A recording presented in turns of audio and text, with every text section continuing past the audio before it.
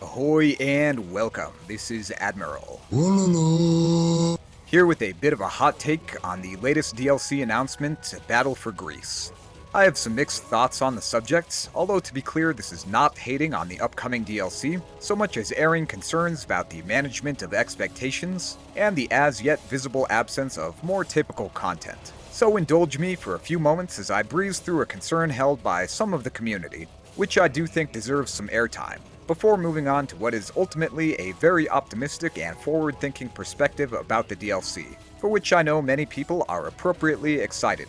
Now, a source of some disappointment surrounding the announcement, at least for parts of the community, was the expectation that this would be a medieval-themed DLC, or to put it another way, that it was about time for a return to the tried-and-true type of standard civilization and campaign DLCs, after a series of experiments which had left much to be desired, in contrast to previous DLCs, however formulaic, which were very well received.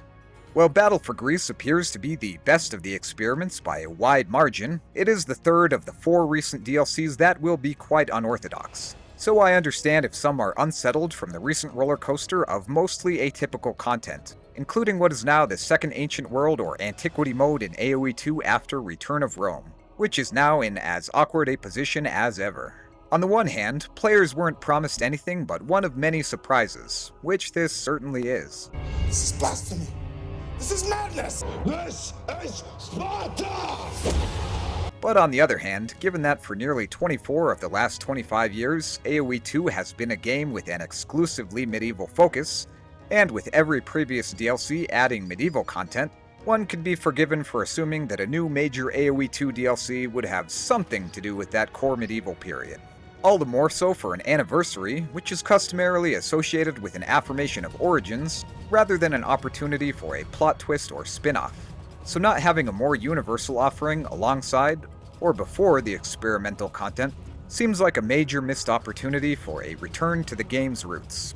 This forum post by Quasibrodo seems to have resonated with many, that the content of the DLC itself indeed appears outstanding, but it comes out of left field at an awkward time where for some, a return to form would have been preferable to another experiment, however intriguing.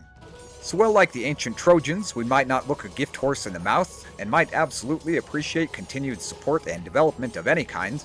I think what that part of the community is looking for is an emphasis on AoE2 in the original sense as a medieval RTS game, with DLCs that offered something for everyone, including ranked multiplayer fans who otherwise have had little to look forward to this year.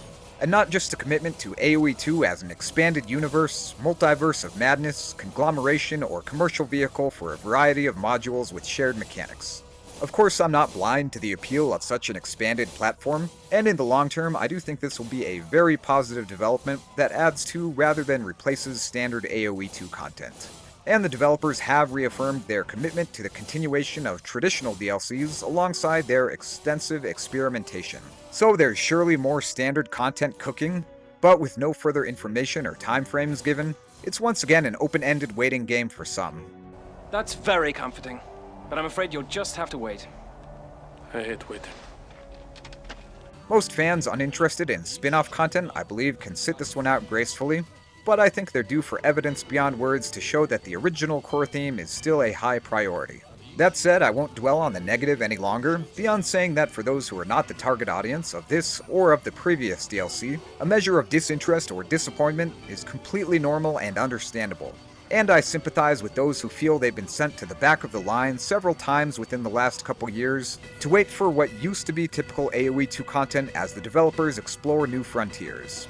Be that as it may, and call it growing pains if you like, the die is cast, the Rubicon crossed, and the Rome at War team has joined Capture Age in what has been a long-standing and popular fan request and exciting announcement for many. So I'll take the rest of this video to discuss a few of the many positive implications of the upcoming Battle for Greece. The first being, of course, the flip side of the coin that is the appeal of bringing AoE2 style gameplay to different time periods. This was tried in a very limited way with Return of Rome, with the addition of scenario triggers, AoE2 style campaigns, and quality of life features, although the original AoE1 units and technologies, wildly different from those of AoE2, were mostly left unchanged. Today's fun fact is that the very early videos on my channel were mod crossovers featuring AoE1 against AoE2 units. which was a feature some hoped would be present with Return of Rome, but was never implemented. So check out those older videos if that concept intrigues you. This upcoming DLC will feature the option for crossplay between AoE2 and the new Battle for Greece civilizations, the latter with more toned down stats, although this mode is not expected to be fully balanced and as such will not be available on the ranked ladder.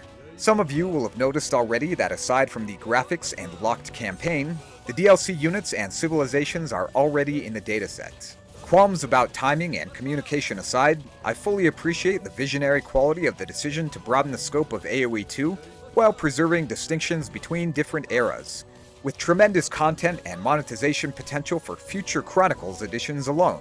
And fans are now presented with the prospect that their wilder ideas, perhaps too radical for baseline AoE 2 or belonging to a different time frame, could eventually make an appearance in an official mode for the game.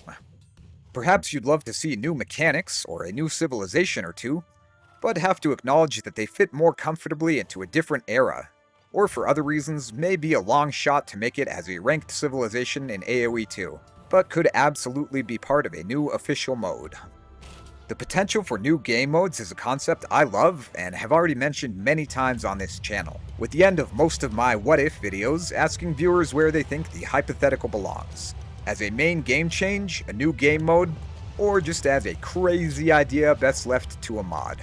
So it's very encouraging to think that some offbeat channel ideas such as building working roads, aqueducts and saffron farms, or units able to run and meaningfully track enemies, while perhaps too disruptive and out of the box for the main game, could comfortably fit into their own box as a feature of a new game mode.